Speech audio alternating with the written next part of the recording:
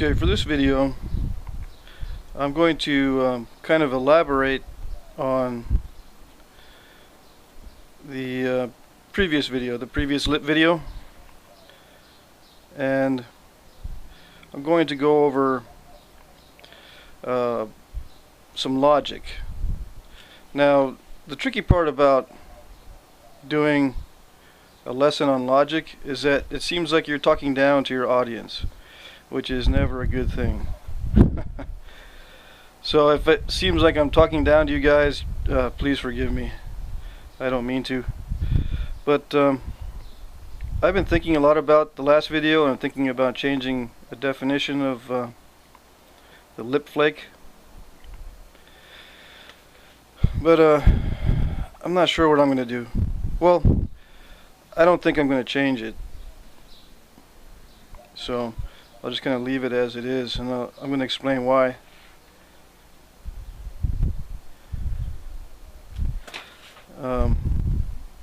I also did a lot of flaking yesterday.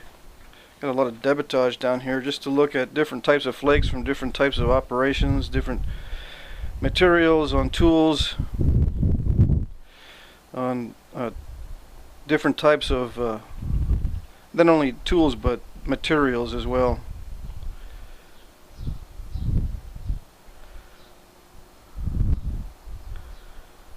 So I did a lot of that yesterday and the day before.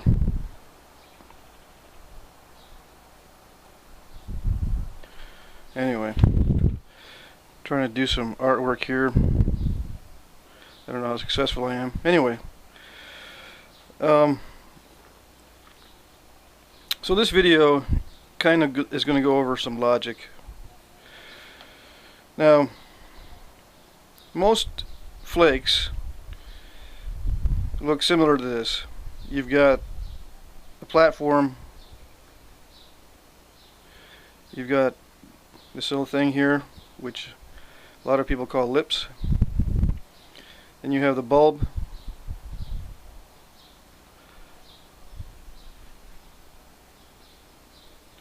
okay. Most flakes, the majority of flakes look like this, okay. Now a few flakes, well, not so many look like this, and not so many look like this. This one is actually, I'm going to call this smooth, and I'm going to call this lipped. Okay. Now I'm going to make an analogy here between flakes and humans. This is a regular human, okay, with hair. Now, this is a human with lots of hair, and this is a human who's bald. Okay, so I'm calling this guy a hairy human, and this guy is a human, just regular, and this guy is a bald human.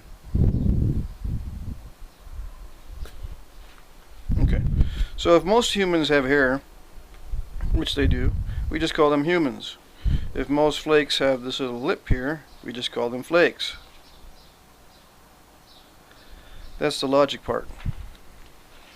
Now what I'm doing is, since this is kind of excessive, this lip here, this type of thing, I'm calling this a lip flake, and I'm calling this a hairy human because there's excessive hair there. Now some people will say, well, wait a minute, all humans are hairy.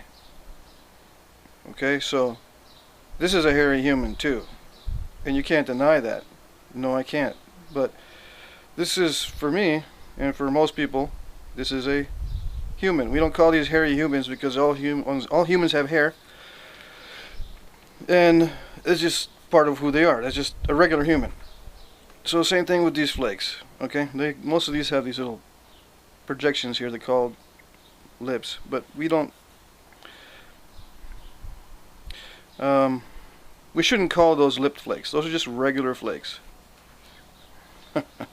Now that will upset some people, but but that's the way that I am going to proceed with this. And I just want to show you an example too that I made yesterday. In my course of making a bunch of bifaces, I was reducing this one down with a hammerstone, and I produced a lip flake with a hammerstone. And you can kind of see the point of impact. It's right here where I hit it. It cracked up here. Now I don't know why, but I think I might have hit it there earlier. But anyway, that's where it cracked. Or this might just be some remnants of the actual crack itself. But anyway, I hit it down here, it broke up here, and it caused a lip flake. You don't really see a bubble of percussion. This is just all concave in here. The bubble of percussion is hidden inside. This is what I call a lip flake. Now, on closer inspection, you see, I need a dark background here. If you look really close, you see a little point sticking up right there, right where this ridge comes up, and that's where there was a ridge on the original biface, because I struck right on the ridge with the hammerstone, and when the flake peeled off, it took part of that ridge off. Okay, so what do you call that? Well, I call that a spur, that little point sticking out. And some flakes, all they have is that a little spur, either from the ridge or from something else, and they don't have much of a lip on them. Now you can call those little spurred flakes lipped flakes, but then you come back to this one, and what do you say? Is this a lipped lip flake because it has that little spur on it? Is this a lipped lip flake? I don't think so. So I'm just going to stick with lipped flake for this, and it has a spur on it. And if it's a smooth flake like this with barely any lip at all, and it has a little spur, I'm going to call that a spurred flake because it has a spur. This will not be a lip flake in my definitions.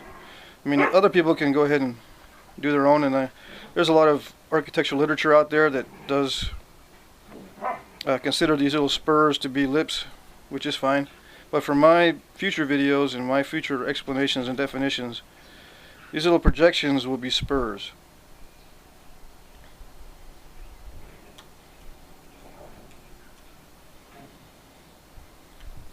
And this is clearly a manufacturing error too. That's another thing with these lip flakes. I consider them manufacturing errors. I mean, it might look beneficial, but too much of the edge got blown away by that flake. You can see kind of the partial circle removed. That's what is diagnostic of these flakes. They're manufacturing errors. They're not really well explained by conchoidal fractures and all that good stuff. And that's why I went into this, trying to explain other things that are not covered by traditional explanations like Hertzian cones and so forth. So there you go. And getting back to this, there will still be people who say, yeah, these are lip flakes, so you can't deny that. And I'll say, yeah, that's true. And they'll say, well, fix your explanation. Well, I'm not gonna, with all due respect, I'm not gonna fix something I don't think is broken. So if I encounter people in the future that have the same kind of logic, I'm just gonna say they've got the hairy human syndrome. And that's it. Okay, that's it. Just a couple more things I forgot. Most of the flakes that I produce with my indirect percussion with a copper tip, with a copper bit are smooth. Most of the flakes are smooth. They don't have any lip at all, or any projections or spurs. And for a further explanation by somebody else on this topic of these lip flakes, or these errors, I should say, John Whitaker has an explanation in his book, Flintknapping and Making and Understanding Stone Tools. Starting on page 189, he calls these edge bite flakes, and this was copyrighted in 1994, so it's been around for a while. It's not my idea. And I read this book I don't know, a few years ago, and this is where I get this this concept of this flake that removes a lot of this edge. This is one of my first exposures to this type of flake. Anyway, he says this is a common mistake in working bifaces, where either the platform on the edge is made too strong to allow a fracture to start there, or the blow falls too far in from the edge.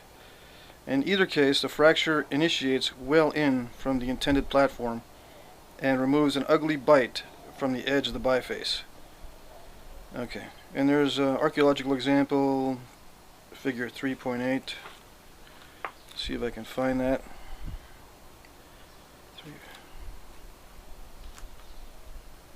Okay, here it is.